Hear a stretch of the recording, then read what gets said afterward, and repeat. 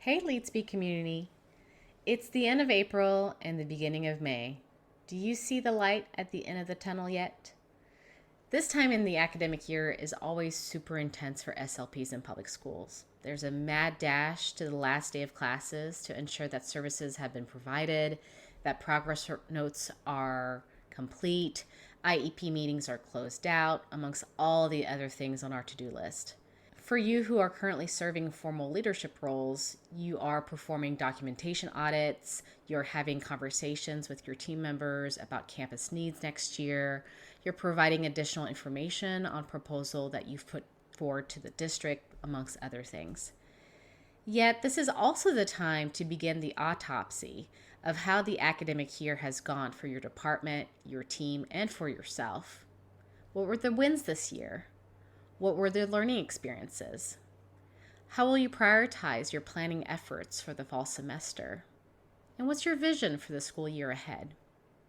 Given this, Judy and I wanted to start off this reflective phase of the year by inviting Cherry Wright to lead speak.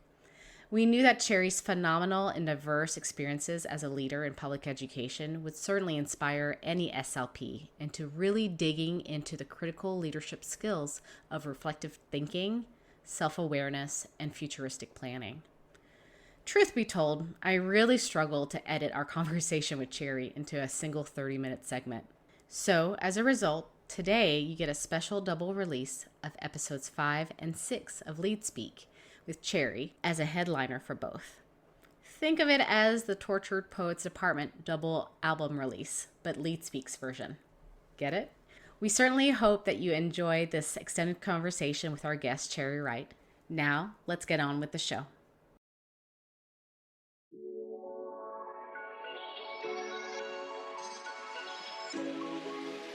This is Natalie Lebrun. And I'm Judy Rich. Together, we welcome you to Lead Speak, school-based SLP podcast. Whether you're an SLP currently navigating leadership waters, an SLP who is eager to shape the future of speech-language pathology in schools, or a student who's preparing to join our profession, we welcome you all to this conversation. Hey, everyone.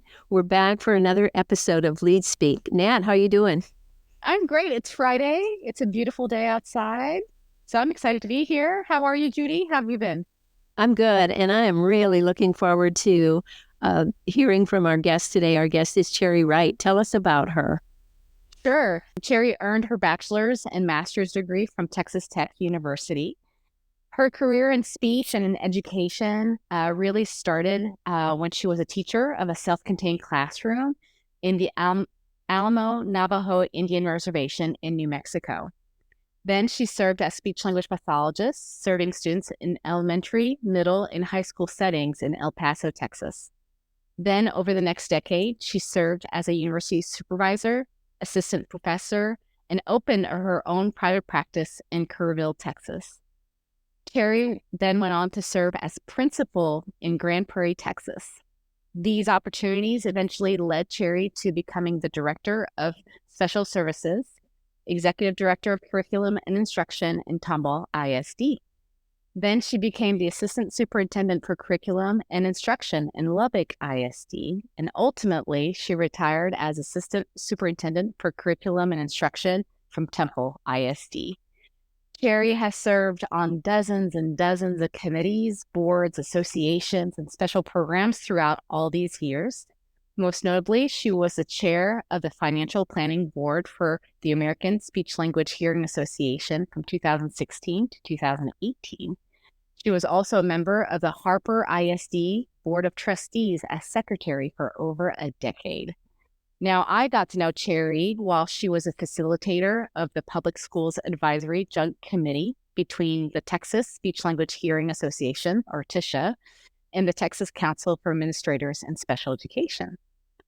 Cherry has developed so many really neat programs, including some educational programming opportunities for young children to focus on early language and literacy development, as well as summer academies for at-risk elementary students in Temple, Texas.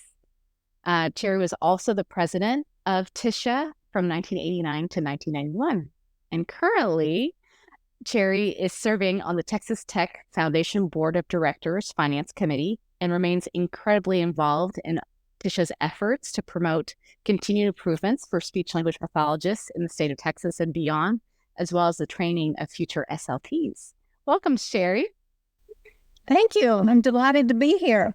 That's so great. Hey, there's so many, your CV is just so incredible. Your experience has been so broad, but we would love to know a little bit of what's happened in between all those beautiful highlights. Tell us about your journey to leadership and where you got today.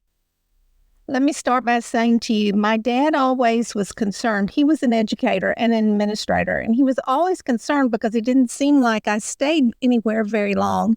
And he would say, "What's the problem? Can't you keep a job?" And I would tell him, I feel very blessed that I have had opportunities and challenges presented to me.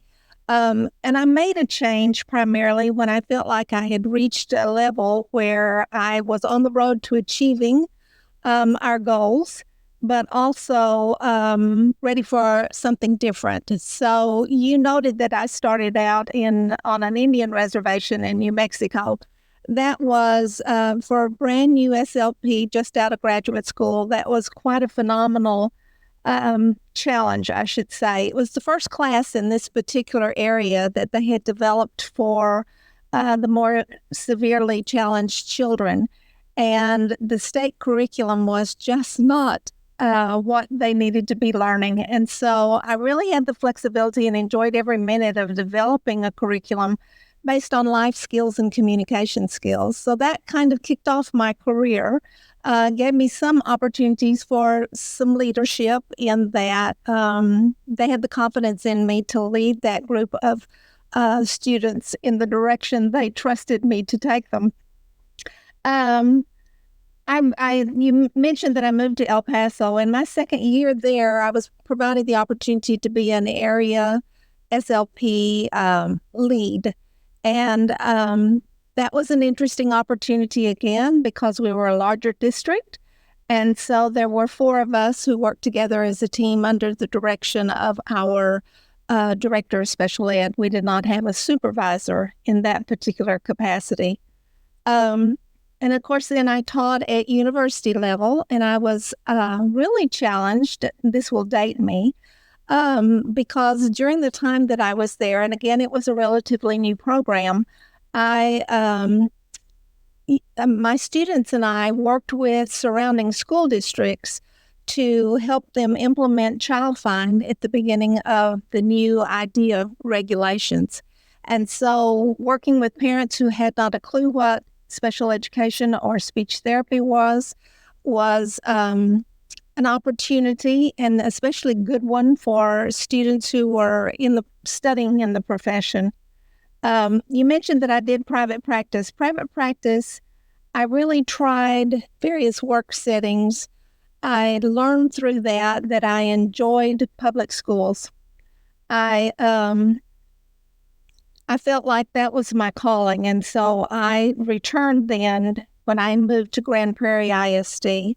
And again, I worked in an early childhood program. I was a lead SLP, and then I had the opportunity to become principal of a self-contained school for children who had severe handicaps. And I have to say that probably was a highlight of my career. One of them, but definitely one, in that I was able to establish a team of teachers that were phenomenal. We worked together so closely and had good parental involvement. It was interesting that when I became a member of the administrative team in the district, everyone seemed to be in awe of this particular campus. But to me, it only made sense. We focused on community-based instruction, on job placements, on job training, life skills. So it was a good way to apply my knowledge, but to a communications-based curriculum. After that, I became a director of special education in a small district. There were only 6 people in the whole special ed department. no coordinators, just a director who happened to be me. And we really worked very closely, had a good relationship, built a lot of trust among us. And again, we're a good team. While there, we secured a new superintendent who was a go-getter and a real change agent, really into continuous improvement. And he very quickly asked me if I would serve as the assistant superintendent for curriculum and instruction. And here I was, a speech-language pathologist who had my mid-management certification, but really in terms of general ed curriculum, I was no expert. But he gave me the opportunity and the support to really develop a good relationship with principals and other administrators as we focused on continuous improvement and achievement for all of our students. It was at that point that I began to get involved with what we call district education improvement councils, which were committees of stakeholders from whom we sought and were able to receive input. And we then were able to develop a comprehensive plan for our school district as we moved forward. I was also in charge of professional development. And during this time, this particular superintendent really was into learning for adults as well. And he provided me the opportunity to become a trainer for 7 Habits of Highly Effective People, and to also become a trainer for Gallup's strengths-based leadership. And both of those programs, to me, really helped me become a better leader. After leaving Tomball, and I left there primarily because my superintendent left, and he recommended me for the position in Lubbock ISD of Assistant Superintendent for Curriculum and Instruction.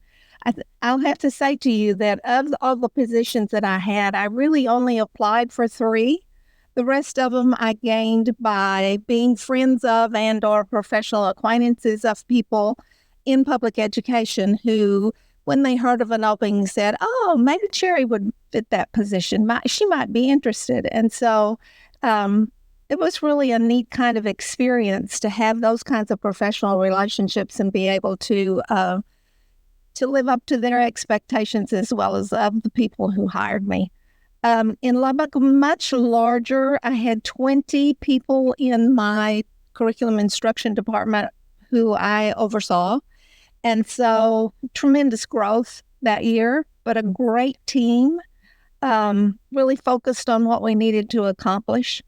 Then I moved to Temple ISD, and probably this was the biggest challenge that I had been presented in all of my career. And it was, my primary job was to address the federal desegregation order to integrate our elementary schools. And so our superintendent at the time felt like that I could do that. I always told him I appreciated his confidence, but it was a little overwhelming, I have to tell you.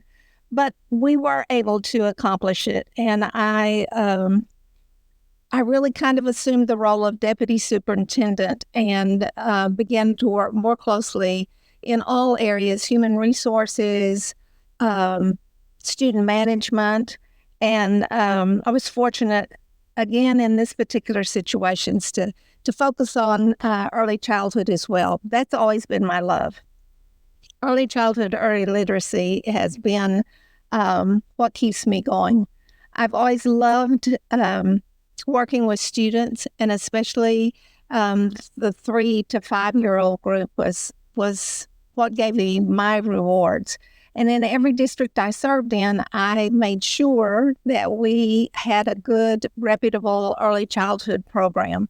And because I so firmly believe that that's critical to learning.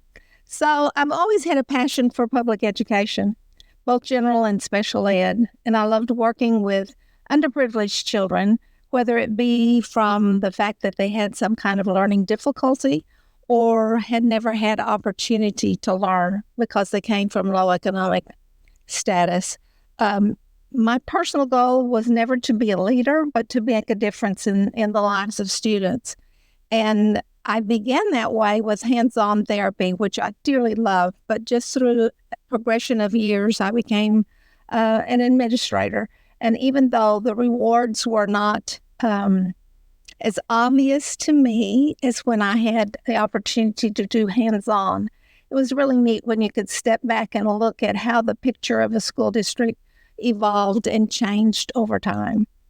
So that's kind of in a nutshell the different experiences I've had. I wouldn't give for any of them. I think they were all valuable in helping me to grow as a person and as a leader.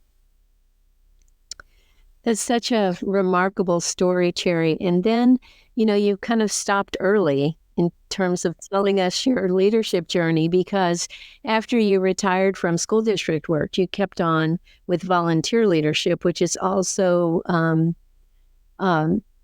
influential or has influenced the lives of so many SLPs around you, especially in Texas. So you've been involved in leadership roles with the Texas Speech Language Hearing Association, probably uninterrupted for decades. And you've also developed this interesting niche for a speech language pathologist, and that is in volunteer leadership, you've been involved with financial planning. So I noticed the Texas Tech Foundation Board, the ASHA Financial Planning Board, and for years you've been involved, 6 or 7 years, you've been the chair of the Texas Speech Language Hearing Association Financial Advisory Committee. Do you see many differences or feel many differences in your leadership style with volunteer leadership? I really don't. I think the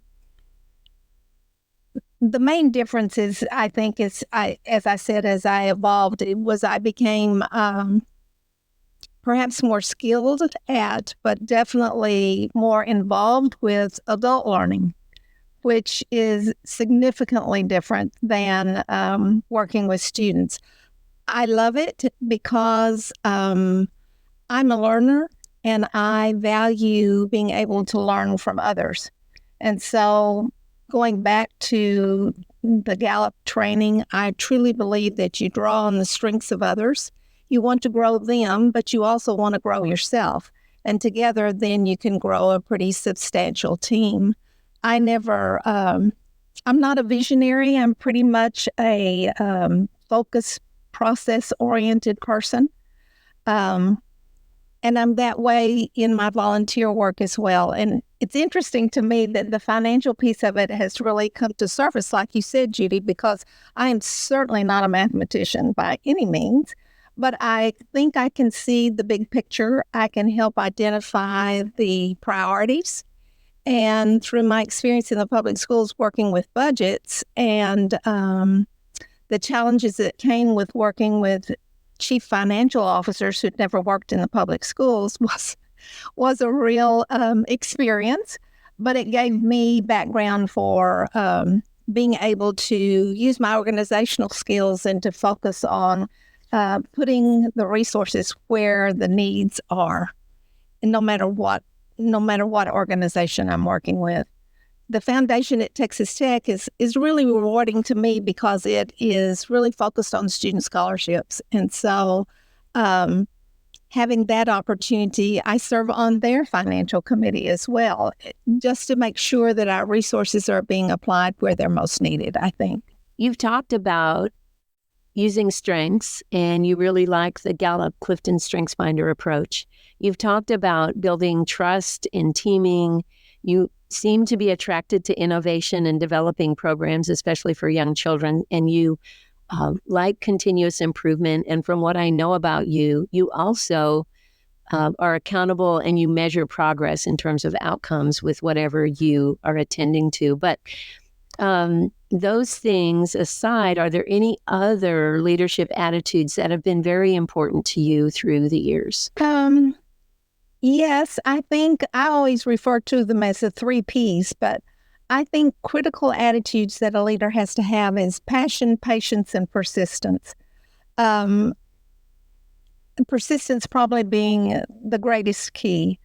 Nothing happens overnight, especially in public education. And so we have to be willing to work slowly, but methodically with a plan and a process in place. I think we have to continue to aspire to excellence and value teamwork. Collaboration, to me, in developing relationships is how you get the most effective change that you're wanting to see in whatever organization you're working with. And of course, that has to do with being a good listener and a good communicator. And you have to have integrity, I think, as a leader, and it has to be an attitude that you display.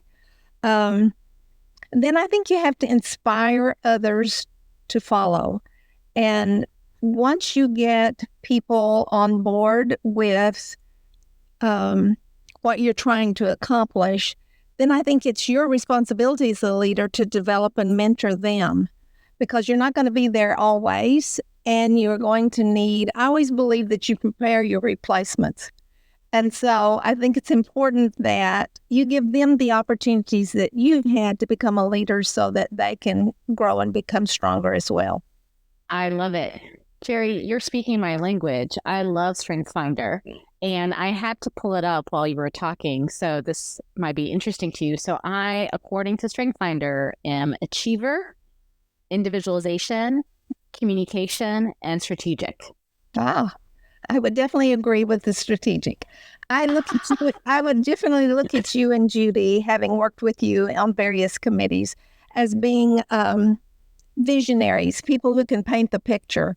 I'm on the opposite end of the continuum. I loved working for a superintendent who had the characteristics that you all have.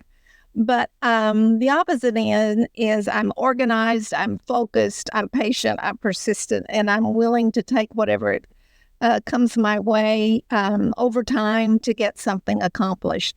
And so my superintendents, two of them in particular, would say to me, okay, this is what I want done, Cherry, go do it.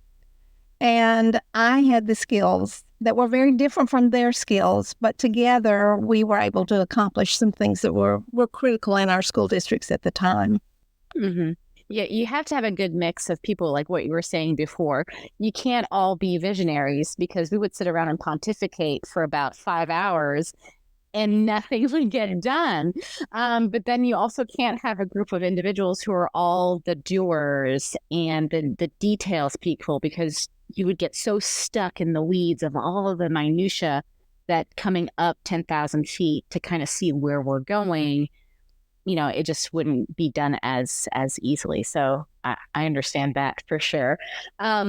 You mentioned something super interesting just before about building a phenomenal team of teachers. And that really caught my ear, because I think as speech language pathologists in schools, we have to build phenomenal teams of teachers around us, right? Whether we're implementing AAC for a student or assistive technology for a student, whether we're trying to have a greater generalization of skills in the classroom, we have to build a strong cohort of teachers around us, because if we don't, then the work that we're doing during therapy won't be as impactful for the student, as we've seen from the research. So could you tell us, what did you do when you were building that phenomenal team of teachers in that school? What was the secret sauce? I think one of the key things, and I've had people tell me this, was a first priority of mine was to be available. There were times in my career where I felt like I did the majority of the work, so to speak, after school hours, because I wanted my door open during the course of the daytime to be available to people who needed to get to me. I tried real hard to develop relationships, which is more than just a working relationship. We had, when I was a lead SLP, we had monthly meetings, but we always attached a fun time to that as well, so that we learned to like each other, because I think it's critical if you're going to accomplish things that you be able to mesh your personalities and enjoy being with each other. Also, I think it's critical whether you be an SLP or a teacher, that you understand the big picture in public education. I think we get isolated in our little realm, I know I was as an SLP. I had no idea what the bigger picture looked like until I was involved in it. And then I thought, well, it's part of my responsibility to show all staff members, whatever their role, what the big picture looks like. And I think another thing that's critical is that you have to project confidence in the abilities of the people you're leading, of your team. You have to let them fly. I don't consider myself to be a risk taker, but I took risks, but I did that because I had people who were mentoring me and or had hired me that had the confidence in me to accomplish what it was they wanted to see. And so I think it's very important that you have to help them find their voice. They have to learn, especially SLPs, and I say this all the time.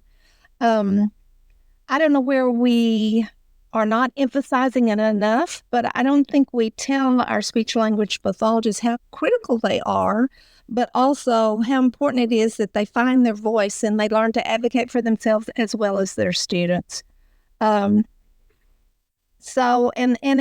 kind of ties back also to my organization goals, in that I really am goals driven.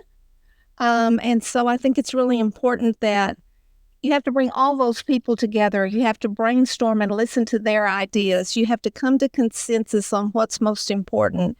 And then you have to identify and prioritize your goals. Otherwise, your team has no focus, has no real vision for where they're going. And so those are some of the things I think I've tried to emphasize when working with others to develop a team relationship. Wow, so much to think about. Okay, I want to, since you love the detail, I want to hop over to kind of a micro topic. And that micro topic has to do with leading meetings, because both Nat and I have experienced a Cherry Wright-led meeting, and they are purposeful and productive. So talk to us about how you prepare for meetings, lead the meeting, and then what you do following the meeting as a leader. Typically, I would develop an agenda first based on the previous meeting perhaps that we'd had, or where we've come from since that time. And I'll tell you a little bit about the end of the meeting, what I do to prepare us for the preparation for the next meeting. So I would develop an agenda, and then I would make that agenda available to all the people who are invited to the meeting. And I would ask for their input. Is there anything I've not put on the agenda that you think is critical?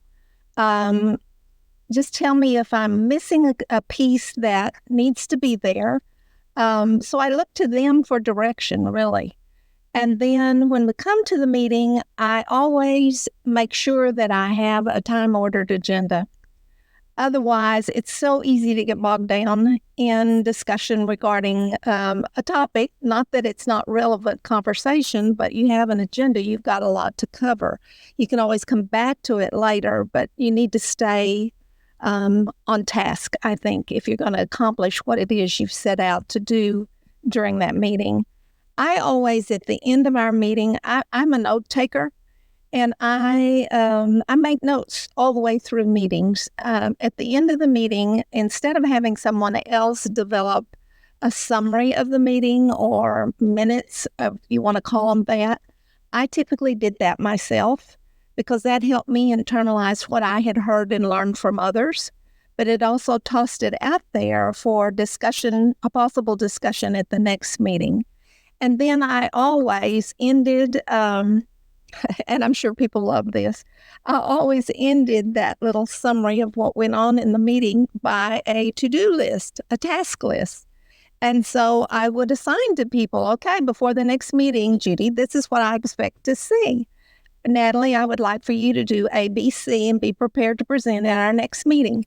And never did I have someone tell me I'm not doing that, because I felt like that helped them buy into the meeting and the benefit of the meeting and the purpose. I'm not a meeting person just to be meeting. I want to have an objective for the meeting and get it accomplished, if at all possible, during the time limit that we've allotted. I appreciate your meetings, Cherry, because I feel like, and what I remember from all their meetings together is that my time is being honored because you've put in so much front work into putting that meeting together. We all have experienced meetings where, whoever called it or whoever's leading it, facilitating it, has not thought about it beyond 3 minutes before everybody got in the room. And that drives me bananas. It just drives me bananas, because I think everybody has to coordinate. Everybody has a million things on their plate, and we all have to coordinate what we're doing. And so I just think it's a great mark of respect towards your colleagues if you actually take the time to organize it well and to be very thoughtful and deliberate about our time together. And I would also say that I've enjoyed many of your time-ordered agendas, but never have I felt rushed during the meeting when we get to an important agenda item where there needs to be thoughtful discussion. So you are the master at leading the thoughtful discussion. I just want to give you that compliment right now. That does it for the first half of our conversation with Cherry Wright. Click over to episode 6 to hear more from Cherry about her perspective on personnel evaluations, when it was time for her to look for new leadership opportunities, and also for the benefits of always thinking about the next generation of leaders and investing in their development. Catch all of that on episode 6 of Lead Speak.